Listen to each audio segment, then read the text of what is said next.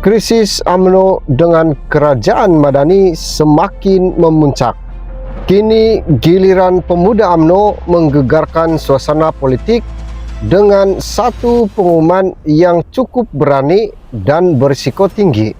Persoalannya mudah, tetapi implikasinya sangat besar. Adakah UMNO patut kekal dalam kerajaan Madani atau keluar dan kembali menjadi pembangkang? Salam sejahtera, bertemu lagi dalam Info Channel.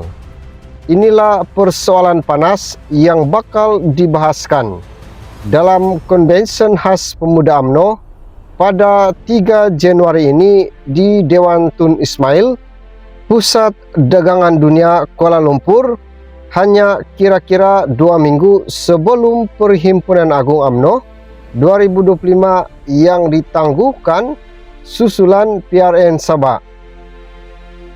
Ini bukan konvensi biasa, tetapi ini adalah medan meluahkan rasa kecewa dan marah serta kegelisahan akar umbi yang selama ini hanya berlegar dalam bisikan.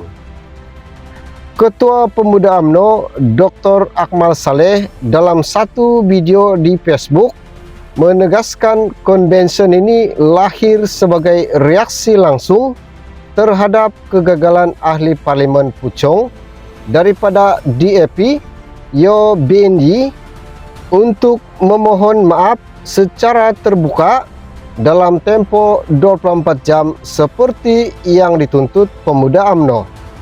Akmal secara terbuka mengajak mereka yang berani dan benar-benar sayangkan UMNO serta perjuangan Melayu untuk hadir dan menyuarakan isi hati tanpa berselindung.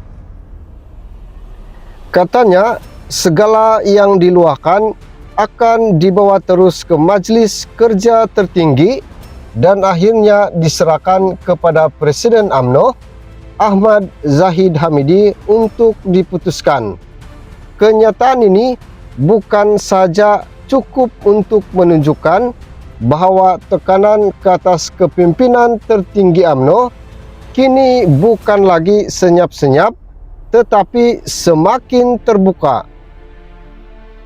Kontroversi ini bermula pada 22 Disember lalu apabila Mahkamah Tinggi Kuala Lumpur memutuskan bahawa tita adendum yang di Pertuan Agong ke-16 berhubung tahanan rumah untuk bekas Perdana Menteri Najib Razak adalah tidak sah.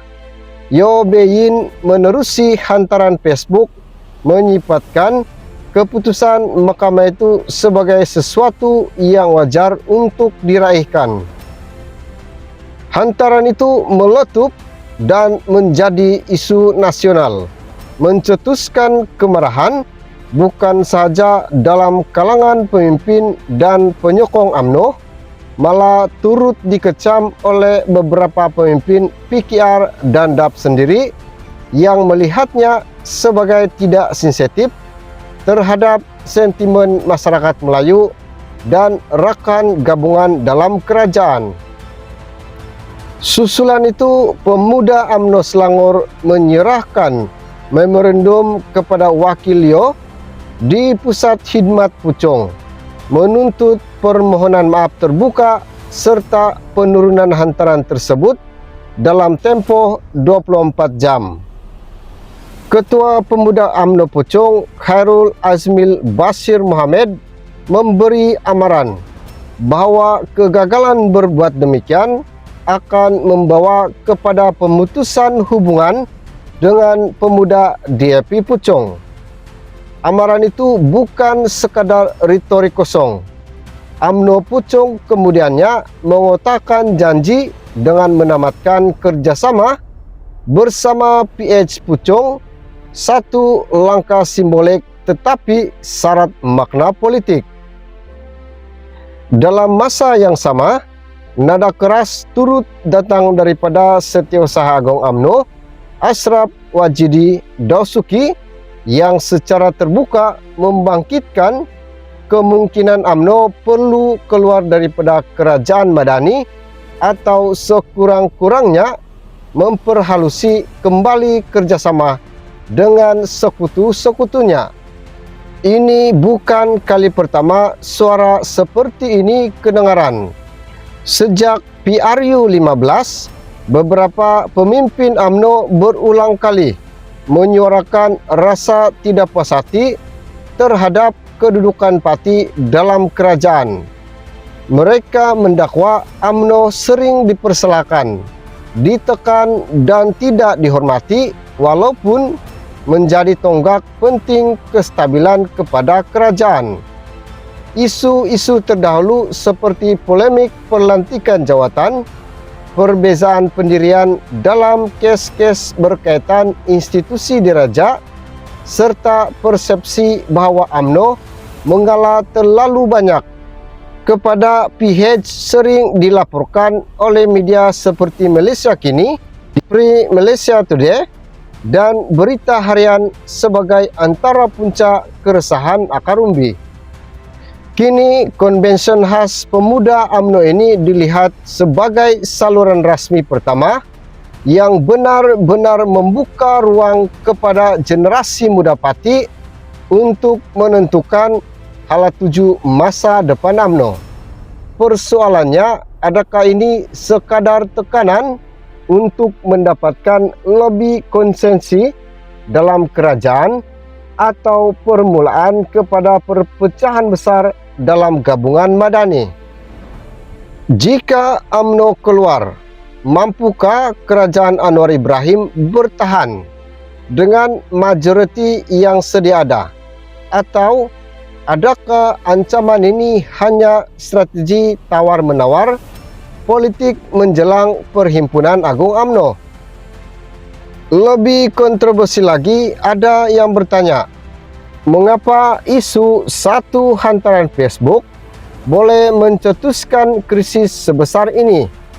Apakah ini sebenarnya kemarahan terpendam UMNO terhadap DAP yang akhirnya meletus, atau pemuda UMNO sedang menguji sejauh mana kesabaran kepimpinan parti dan Perdana Menteri sendiri dalam satu persoalan pedas? Jika UMNO benar-benar keluar daripada kerajaan, adakah UMNO sudah bersedia untuk berdepan risiko kehilangan kuasa sekali lagi? Atau ini hanya gimmick politik untuk memuaskan hati penyokong yang semakin jauh? Apapun jawabannya, satu perkara jelas, konvensyen ini bukan sekadar perbincangan dalaman, tetapi berpotensi menjadi titik perubahan landscape politik negara. Segala luahan dan kemarahan serta tuntutan yang bakal dizahirkan pada 3 Januari nanti mungkin akan menentukan sama ada UMNO terus bertahan dalam kerajaan madani atau memilih jalan lebih berbahaya dengan menarik diri demi marwah dan prinsip yang dilaungkan. Jadi persoalan terakhir untuk Anda, adakah ini kebangkitan sebenar pemimpin UMNO atau pemuda UMNO, atau sekadar drama politik yang akan reda selepas beberapa kenyataan media? Jika Anda mahu tahu kemana arah sebenar UMNO selepas ini, pastikan Anda terus menonton, kerana apa yang bakal berlaku mungkin lebih panas daripada yang kita sangkakan. Jangan lupa like, komen, dan kongsikan pendapat Anda. Patutkah UMNO keluar atau kekal? Politik negara sedang diuji, dan suara Anda juga sebahagian daripadanya.